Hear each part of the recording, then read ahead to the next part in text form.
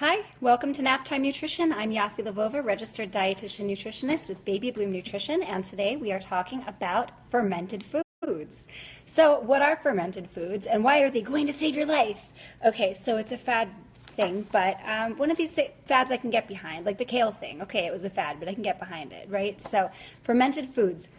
Well, humans have been fermenting foods for about 12,000 years, depending on which research you look at. So, and we are still using roughly the same methods. So fermented foods include beer, fermented grape extract, also called wine, kombucha, miso, tempeh, kimchi, sauerkraut, kefir or kefir, depending how you want to pronounce it. Both are correct. Yogurt, some forms of pickles, natto, and aged cheeses. So that's a lot, and you can really pickle a lot of different things with the traditional method, and I'll get into what that is.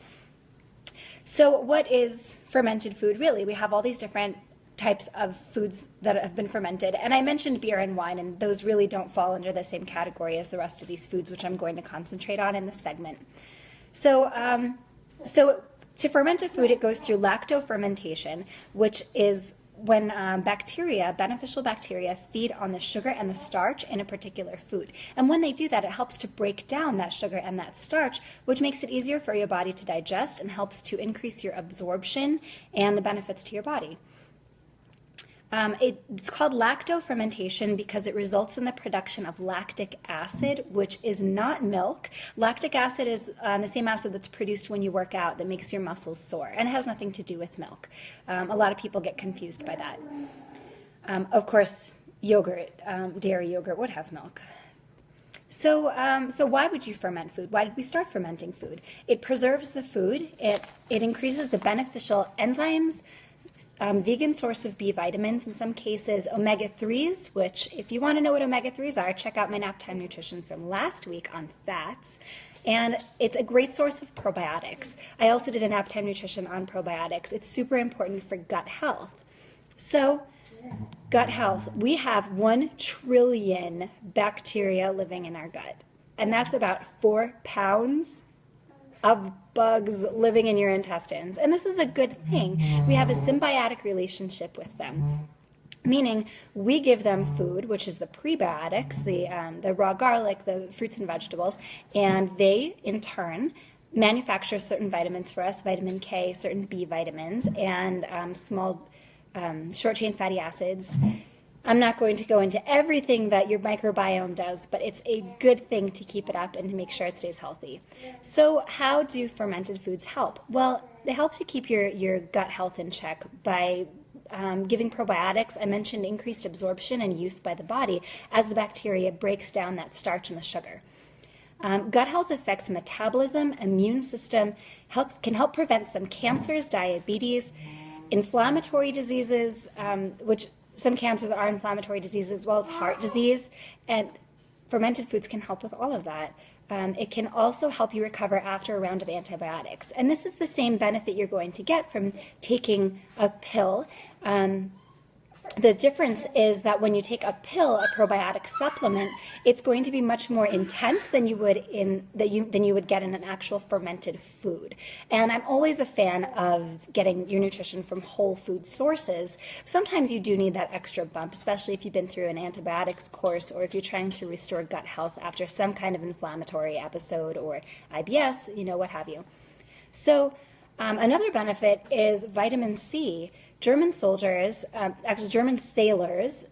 used sauerkraut as a form of vitamin C. And as we know, there was a big problem with scurvy, and a lot of sailors we know were using limes and lemons and oranges to prevent scurvy, but the German sailors actually used sauerkraut. So you want to start slowly. If you're going to be starting to include a lot of fermented foods into your diet, you want to start slowly because it can cause a lot of bloating and pain and gaseous discomfort if you have too much at the same time. I have a head banging baby. Okay, so an increase in lactic acid. Well, okay, there's a big thing. I can't believe I don't have a Naptime Nutrition on this yet, but perhaps for next week, we're going to talk about acid and alkaline diets. So since fermented foods are a good source of lactic acid, you may think it's an acidic food. And the thing is that there's a big difference between a food that's acidic and an acid-forming food. And a lemon is a really good example. A lemon is acidic. You know it from the taste. You know what it does to your tongue. It makes you, pucker up. It's funny to watch babies eat lemons for the first time, although I have not done that with Daniel. But an acid-forming food is when it's digested. How does it go into the cell? So lemons, while being acidic, are actually alkaline when they're in your cell. So you don't have to worry about lemons being acidic and that messing with your acid-alkaline base. Maybe I'll do that next week. Since lactic acid helps to keep the gut bacteria in check and wash off all those pathogens, it actually supports healthy overall system, which is really what you're going for. And you really want that balance between the acid and the alkaline anyway. So a concern, fermented foods can be very expensive, especially if you're shopping at particular places that were just purchased by Amazon. And you can make them at home. There are safety concerns with home fermentation. The major route for the method for fermentation at home is really to take some kind of raw fruit or vegetable and put salt on it and let it sit. And so you really want to make sure you're doing it well. And also, side note, that's also why a lot of pickles that you buy in the store are not truly fermented according to this most beneficial method, because they're actually done with vinegar, which is not the same as the lacto-fermentation, which has all the benefits. So you'll save money by fermenting foods at home, but not if you end up in the hospital. That would be very expensive. So you have to do it properly. You want to use food grown using safe practices. Well, what doesn't have safe practice? Well, all those times that spinach or tomatoes were recalled because of salmonella or E. coli, that's what you want to stay away from, because you're going to basically be culturing what's there. Ideally, if you do it the right way, you're going to reach a certain acid level that's going to kill those pathogens and really benefit the beneficial bacteria. But there could always be something that goes wrong, so it's just better to be careful. You also want to use fresh fruits and vegetables rather than, definitely not canned. Frozen is not going to work very well. You don't want to use iodized salt when you do fermentation, because the iodine actually inhibits the fermentation, and that could be a problem for creating the pathogenic bacteria, which is going to make you sick. There's going to be an article at 1:15 coming up on my Facebook feed as far as the safety of fermentation, because you could do a whole lecture on that by itself. So a big thing people make at home is kombucha. And a problem with kombucha at home is that sometimes it's too low in acid. People aren't checking the pH of their kombucha, and that increases the pathogens, which can make you sick. Also, there is some amount of alcohol when you make kombucha. It's between 1% and 3%. The 3% is more when you're towards the end, like 30 days of fermentation. The thing is, you really want to be careful with that, because if you were to replace all of your fluid intake with kombucha intake that has been fermenting that long, that could be a problem for, driving, for example. So as far as children, should children be having fermented foods? Well, in different cultures, children do have fermented foods. But as far as babies, I've spoken about it before. When you choose first foods for a baby, you want to make sure that they're not getting a lot of salt. Their kidneys can't really handle it. And so most of these fermentation methods really use a lot of salt, and it's not great for them.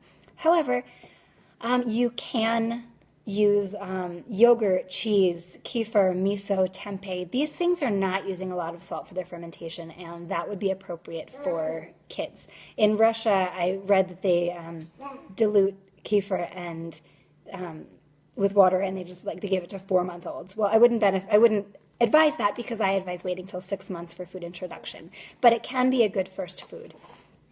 And you also want to make sure that if you're breastfeeding, you do want to have fermented foods, because you're sharing your microbiome with your baby, and you want to make sure that it's healthy. The beneficial bacteria that come through your breast milk are coming from your gut, and it's a fascinating process how it happens. But you want to make sure that your gut is in peak condition to best benefit your baby. So you should definitely have them. And if you're concerned about sauerkraut, for example, being gassy because because cabbage is one of the cruciferous vegetables and is known for being gassy, it's not as much of a concern when it's fermented. So try it out, try a little bit, see how it affects you and see how it affects your baby, and go from there. But fermented foods get the thumbs up from me, but I will be purchasing them. If you want to make them on your own and you have a fantastic recipe, feel free to pass them on to me. But it gets the thumbs up as far as the nutrition.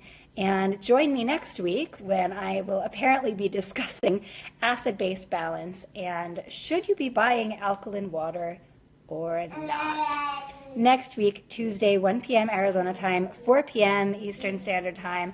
And join me on Facebook. You're already there. Click like, share this if it was helpful for you. I love comments, questions, thumbs up, hearts, whatever emojis you want to send me.